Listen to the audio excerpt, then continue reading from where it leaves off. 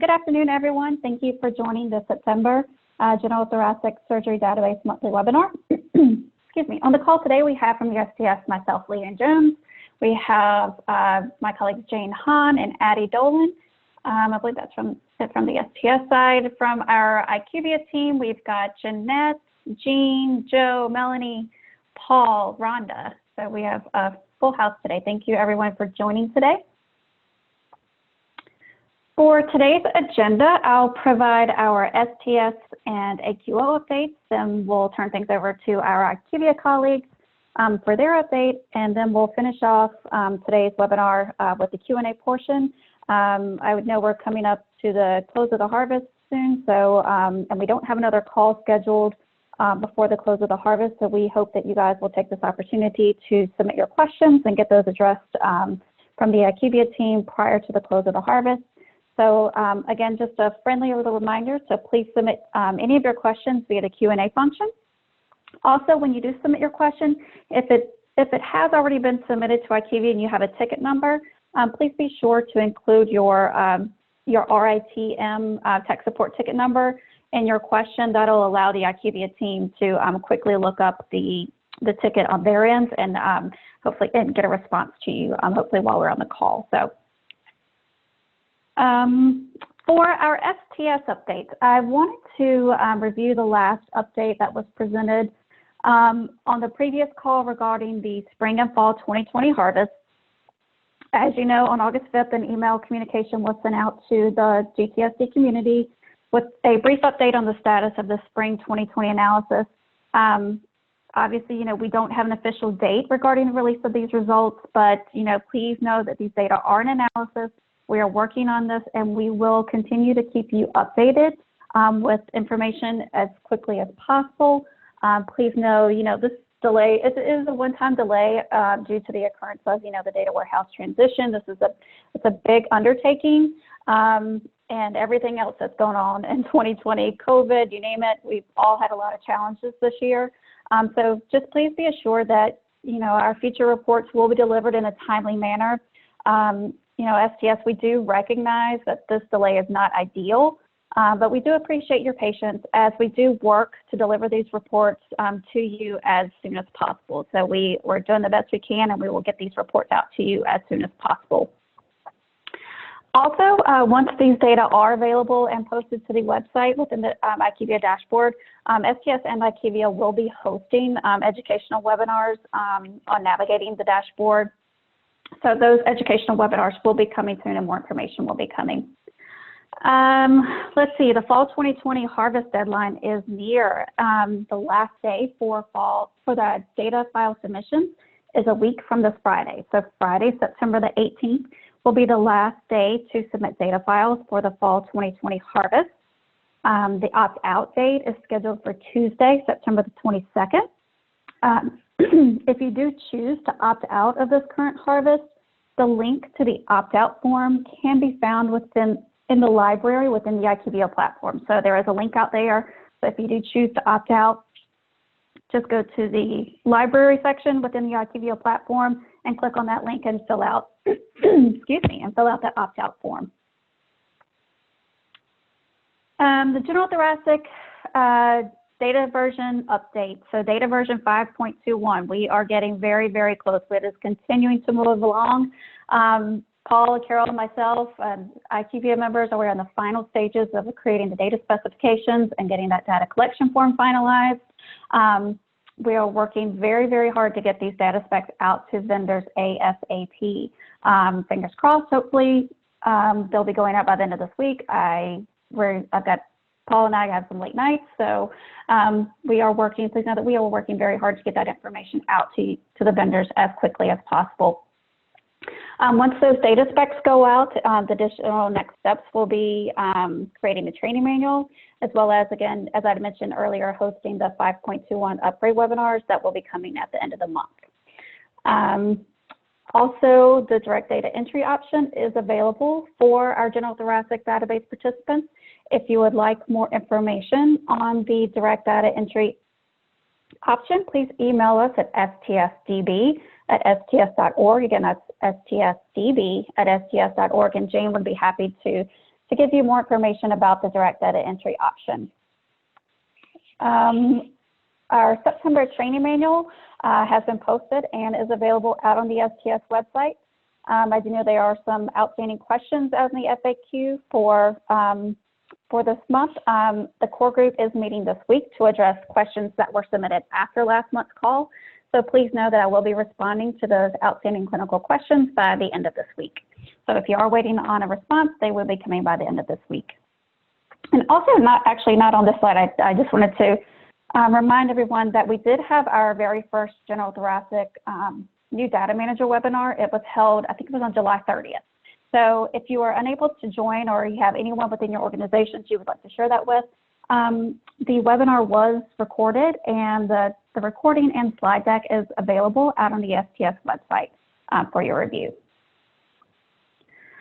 Okay, we all know AQ is coming very soon. Our very first virtual AQO is being held September 29th through October 2nd, with the general thoracic session being held on Wednesday, September the 30th.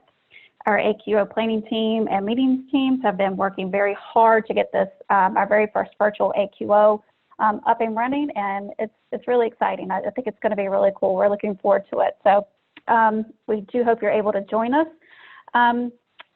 As you all are aware, the early bird pricing did expire on Monday, but the standard pricing of $150 for our STS members and $200 for our STS non-members is still an amazing price, considering the amount of education you're going to receive, the networking opportunities, the opportunity to receive continuing education credits.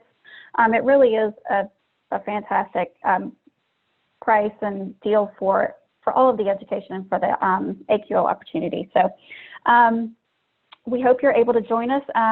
We did receive an update from our AQO planning team, I think it was yesterday, as of yesterday, that there are just over 600 people currently registered for this year's AQO. So that's really exciting. Again, we hope you can join us this year. If you are unable to join us, we do hope that you can join us next year, hopefully for a live and in-person AQO meeting in Denver. So I'm really looking forward to that, and I hope that we are able to make that happen.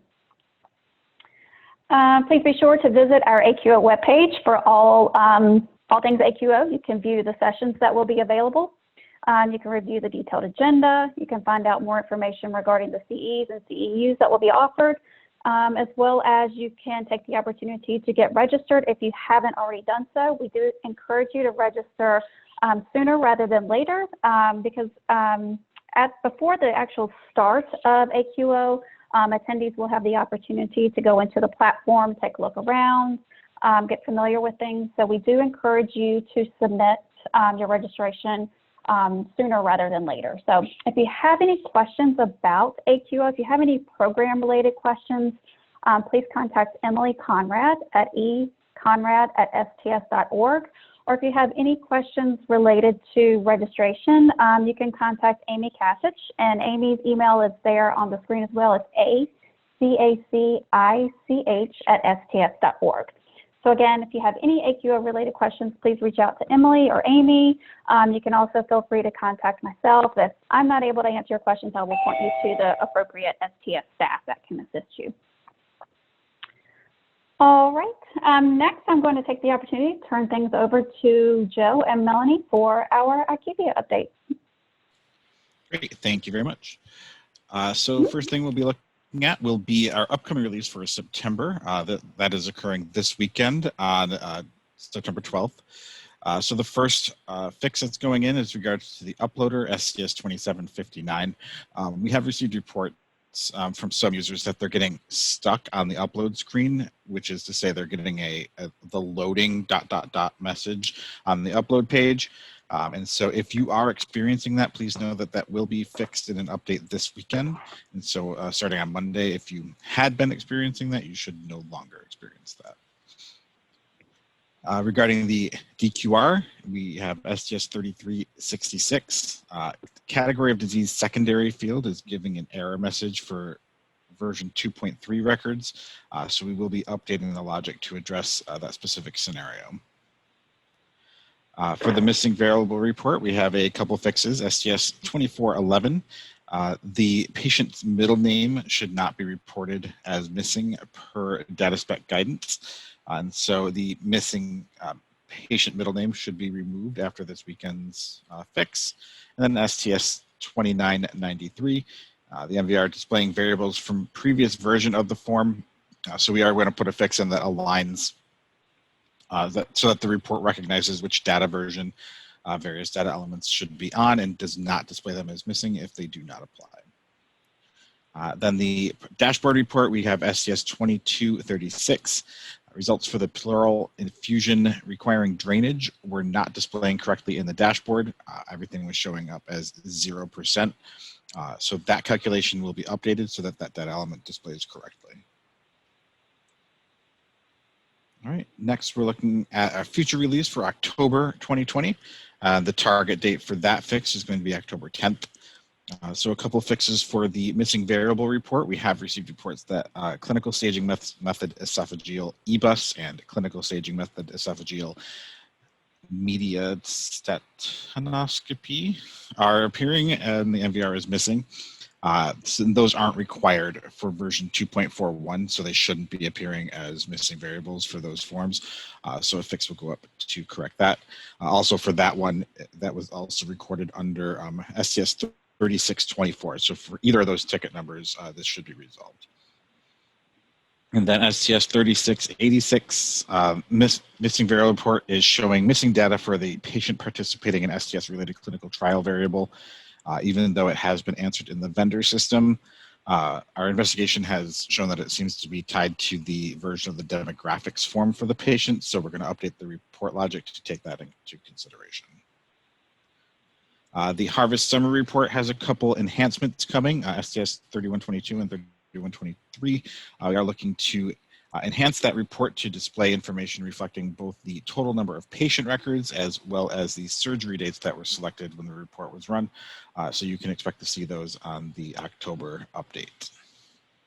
And then just a note there that we are looking in, if you've reported a ticket that hasn't been addressed in either of these two releases, please know that those are still under review and our support team will follow up with you regarding resolution for those items. And once we have target dates confirmed for any other additional bugs or reports that you may have made to our team, we'll follow up with you just to give you that information when it becomes available. All right, and that does it for me. I'm going to turn things over to Melanie for a harvest checklist review. Thanks, Joe. And good afternoon, everyone. So now that we're coming to the point where we're closing out for GTSD, we wanted to share a couple of steps in regards to what you should do to get prepared for getting all of your data ready.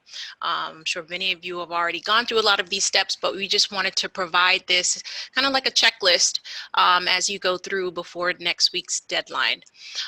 So the very first thing we have, of course, is to make sure that you upload all of your current procedures that were performed between July 1st, 2017 through June 30th, 2020.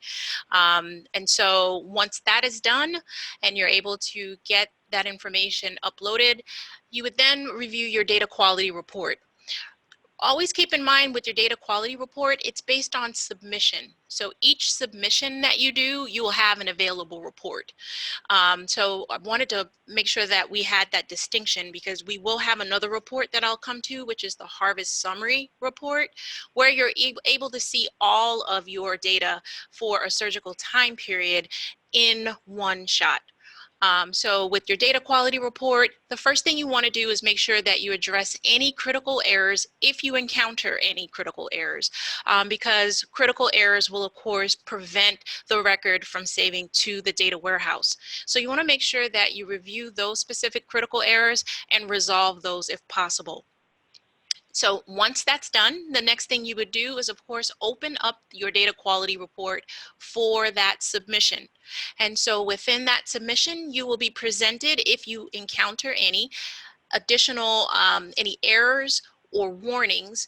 And with that, you would want to go ahead and review to make sure that everything that the system is prompting is addressed. Some of the warning messages that you may see are informational. So in instances where you see that there is a potential mismatch between a demographic data version and the form data version, you may get those types of warnings that is informational. So in that instance, if there is nothing that can be done other than acknowledge that you have that mismatch, there's nothing that you would need to do in regards to those specific warnings. The next thing you can do is review the critical summary report. This is an additional tab that is available within any existing data quality report, and you are able to review all of your submissions in a single report. That is just going to show you all of your attempted uploads based on the time period that you enter in. So the time period that you would enter in is based on when you uploaded files. Okay, so your submission dates, not surgical dates. So there's a difference there. When you're reviewing that report, you're able to see the total number of records that were uploaded successfully, that failed, or the records that were recognized as being already identified within the data warehouse and no changes were made.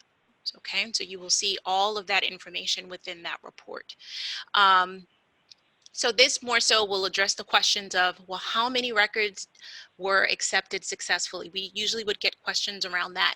How do we see that total number? So the critical summary report will give you that information. And it also will give you the time periods for each submission.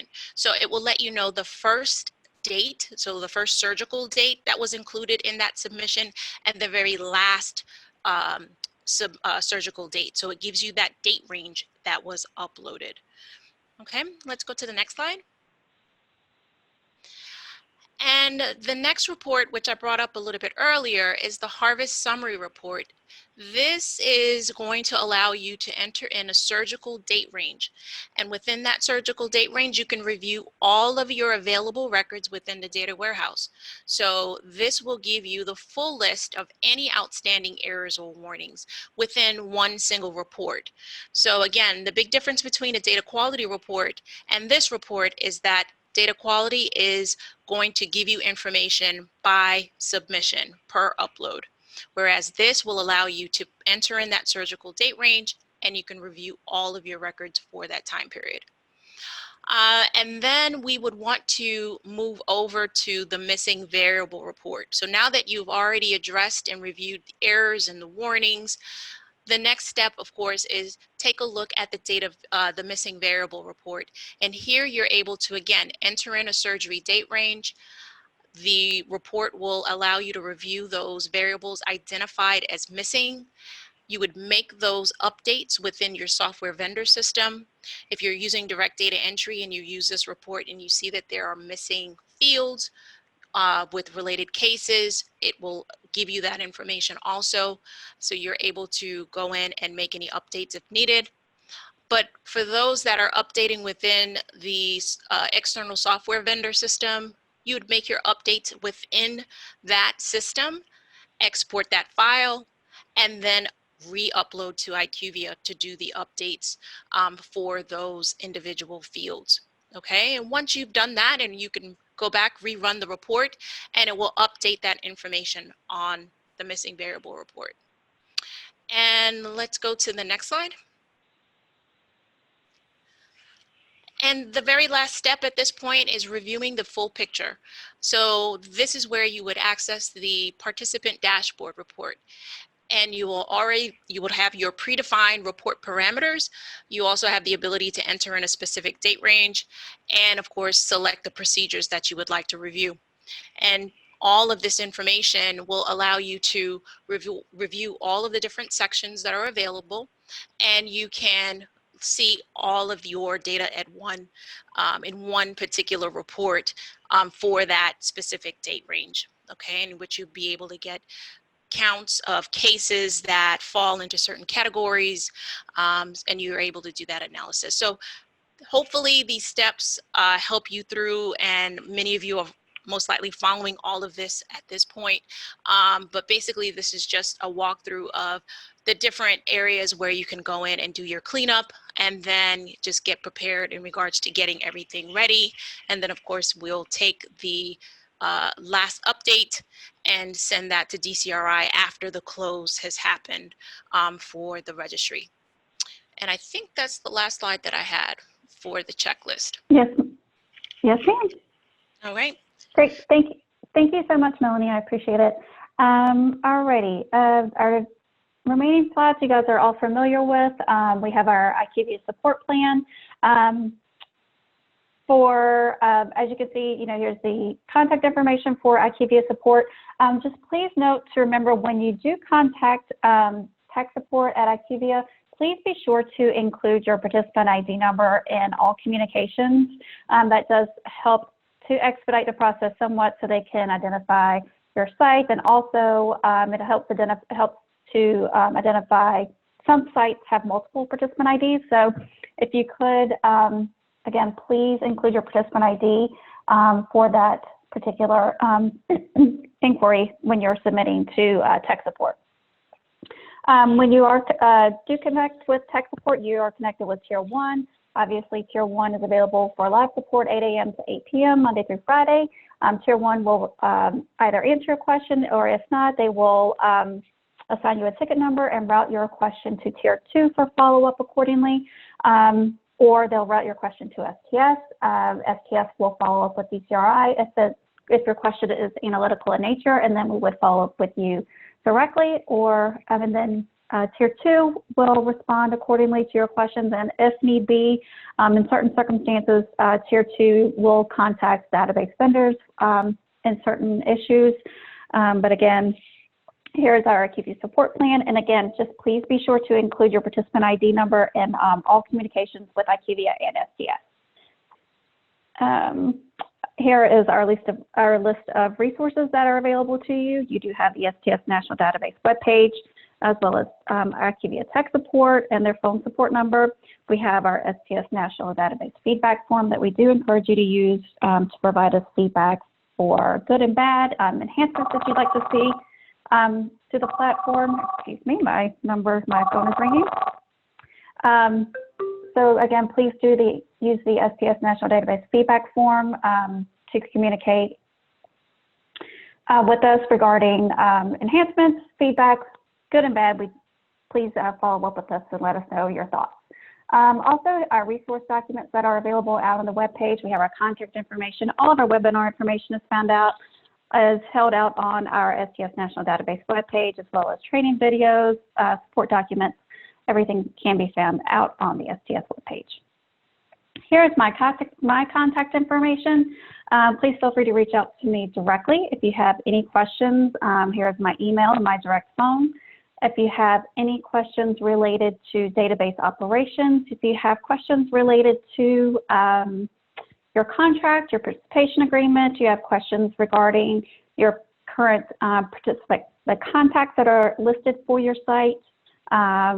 What else? You have questions regarding direct data entry. Please feel free to reach out to us at stsdb@sts.org, and we can answer any questions. And again, if you're not sure who to contact, please feel free to just contact me directly, and I can either answer your question or I can get you in touch with the appropriate staff person.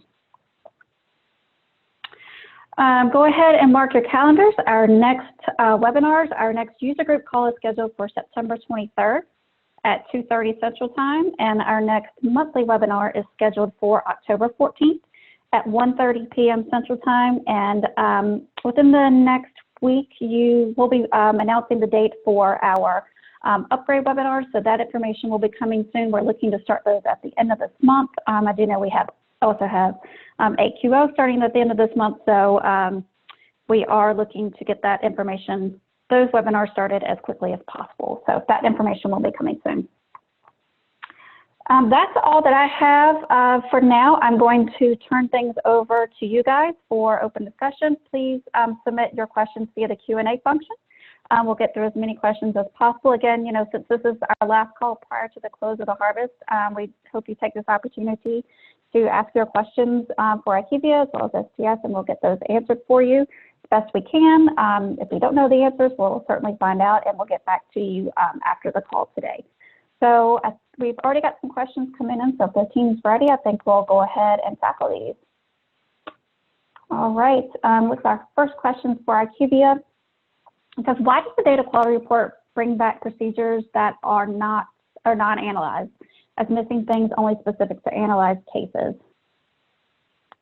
The data quality report, this is Melanie, it has a filter available where you're able to, it's going to return all of the cases, and you'll see that there are filters available on the left-hand side, and what you could do is deselect the non-analyzed. I believe there's the filter that's called a non-analyzed and minor, and that will basically refine your results to only display cases that are analyzed or major.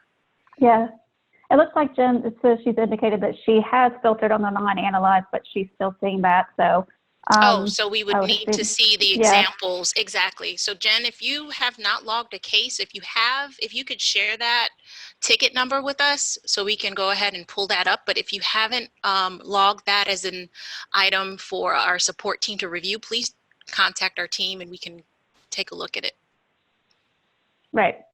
So our next question, let's see, why do I need to upload cases for records from July 2017 through December 2019? All of this information should already be in your system. And that is correct. Go ahead.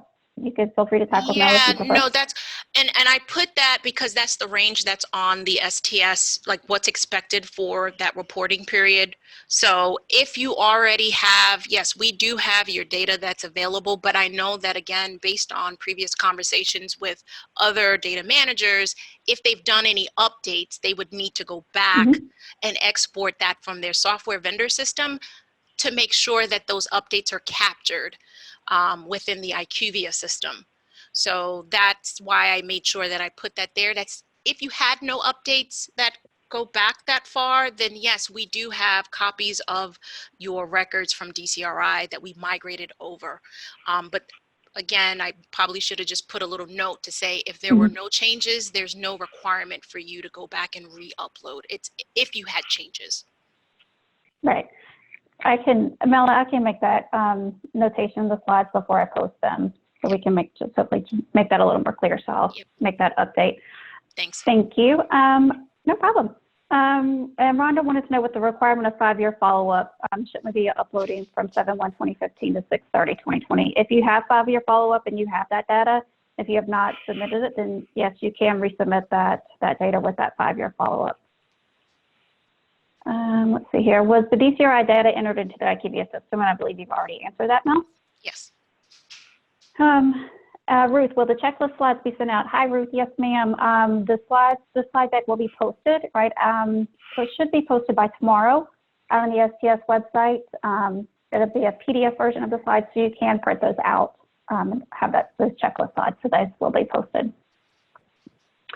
Our next question from Pira, let's see, within the operational report, is there a way to filter out the lobectomies and esophagectomies for cancer? This is Jeanette. Not currently. The harvest summary report is intended to show all of the cases that are eligible for inclusion at the harvest at this time. But if that's something that you think would be useful for other members of the community as well, we're definitely open to suggestions for improvement on the existing reports. Absolutely, I agree. Thank you, Jeanette. Let's see here. Our next question. My dashboard has a patient in the 30-day mortalities that did not die within 30 days. I emailed on 8/27, and they said it would be sent to Tier 2. Have not had a response yet. So, Mindy, I think I have. Do you have your RIT and your ticket number? If you could put that in the chat. And then that way, Jean and her team could look that up and follow up with you. That would be great. Let's see here. Can you show very quickly, if possible, where the critical summary report is located within the platform? Yeah, absolutely. If you give me a moment, I can pull that up and I'll share my screen. Sure, absolutely. And then while you're pulling that up, Melanie, someone asked if these slides will be available. So yes, again, these slides will be posted. Our marketing will typically have these posted. I'll send the information right after this webinar, and then marketing will have to do their marketing magic, and the recording and the slide deck will be posted, should be posted by tomorrow at the latest. And then I also said there was a question, there's a question coming in the chat. Mel, we can see your email, just so you know. Oh, email up. Hold on. Yeah. Screen then. Somebody had posted in the chat about ECOG. So if ECOG score is missing, then that record, ECOG is a required field. So that record would be excluded. If ECOG is missing, you need to go back to your surgeon and ask for ECOG score to be documented. ECOG will also be in the next version. So to be honest, I can't remember if there's a time frame listed for the next version. I can't remember off the top of my head, but ECOG is going to be included in the next version. So just to make a note there. But yeah, if ECOG is missing, that record will be excluded as that is a required field. Excuse me. And before you get started, Melanie, Mindy has put her ticket number in the Q&A. So if Jean and her team wants to take a look at that. And I'll turn things over to you. Okay, great.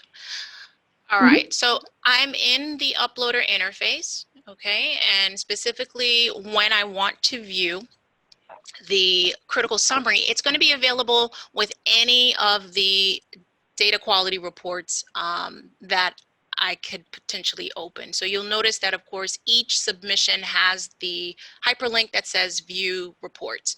So I'll go ahead and open this, but just know that any one of those submissions, if you were to open that report, and of course, hold on, I needed to refresh this browser.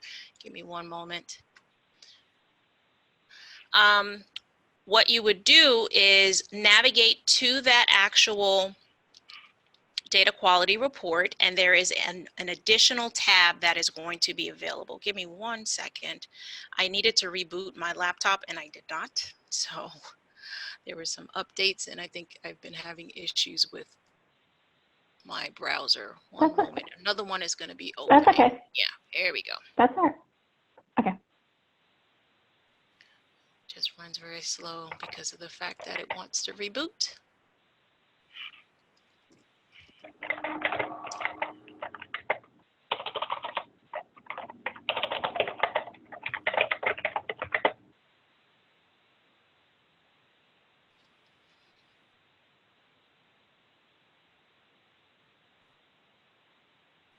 I just had to snooze. It says time to reboot. Oh, I'm sorry. I'm sorry. So it's trying to reboot on I was talking to myself. Screen. It's trying to reboot. I'm like, no, please don't do that. So now, of course, everything is That's freezing. Okay. Just while we're waiting, Melanie, there was a question that came in from Anita into the chat. Anita, I got your question. We have our core group call this actually tomorrow for thoracic. And I believe there also is some guidance in the current training manual about ECOG and COVID. So that information is documented out in the training manual, but also, you know, we do have our core group call. So I did get your question and we'll be discussing tomorrow. But there is also reference documentation in the training manual about ECOG and COVID.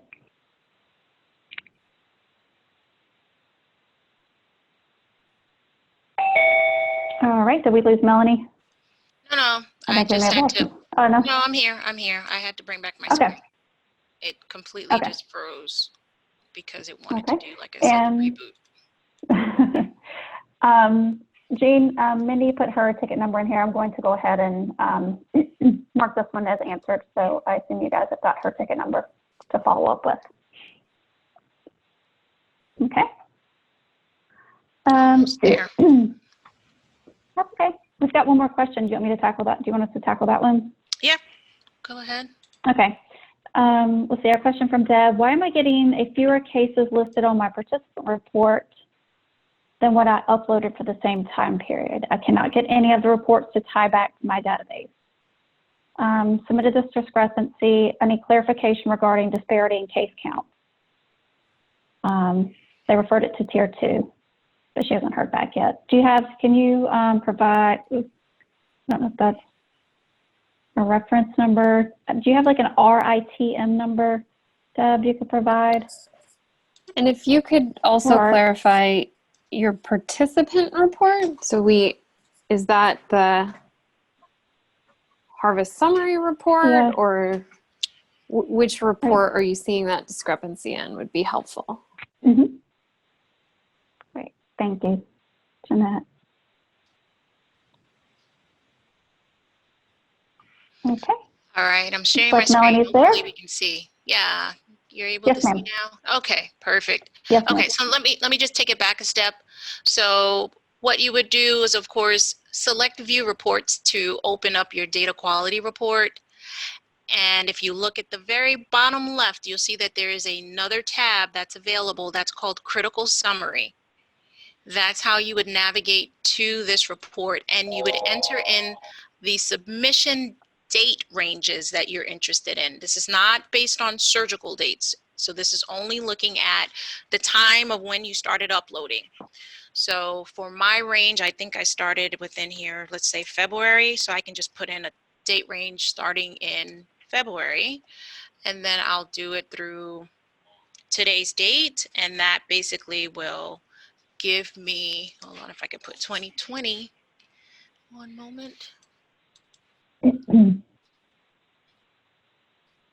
And let's generate the report.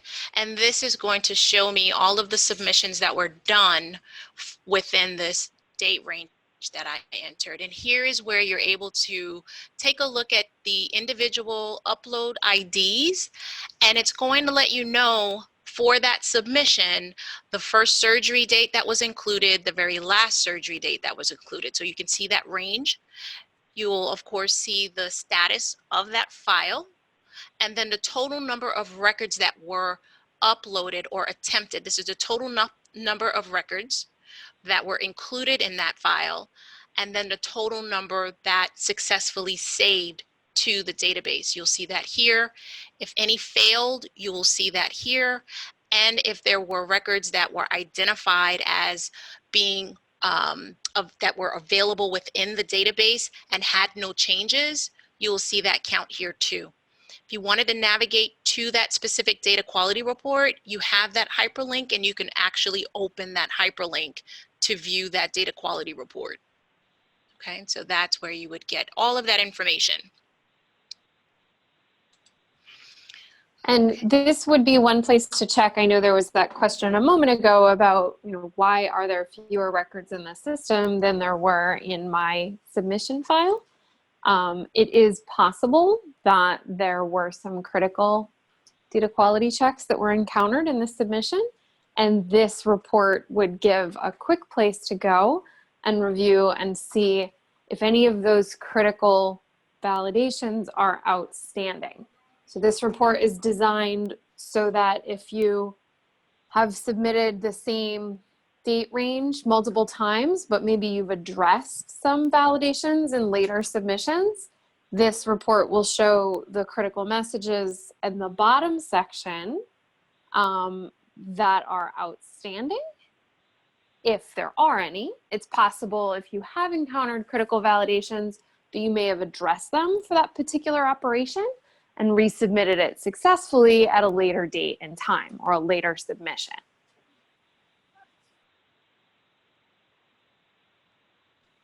Great. Thank you, Thanks, Jeanette. Jeanette. Our next question from Claudette. She's getting a DQR. One of her submission indicates, I'm getting a DQR report for one of my submissions, indicates, does a blank critical summary report indicate that there are no critical errors? So a blank critical summary report could indicate either that there were no critical errors in the original submission, or that in later submissions you have addressed the critical error for that particular impacted operation or procedure, in which case the critical messages listed at the bottom of the critical summary report would not show those critical errors because they're no longer outstanding and something that you need to take further action on. However, if you were to go back to the data quality report link on an earlier submission which did have a critical error, perhaps it was addressed in a later submission, you would still see those critical errors in the original data quality report tied to that submission. So the critical summary is intended to give you that summary view of, okay, I've been submitting, every day or every couple days for the past week or two as I fix stuff. Where's my status on critical errors now? So that's the intent of this report. Right. And also, just for the critical summary, when you do run that report, just make sure you're using your date range of the date of files were submitted, not surgery date range. You're using the date range of the data file submission. Yeah, if The you know submission date you've ranges, done yeah. some submissions and you don't see any entries in the submission summary section here, if that part's blank, then please do double check your dates on the left. And, just as Leanne points out, make sure those are the submission dates, not the surgery dates. Because you would expect to see entries in that submission summary section up at the top if you've been submitting files.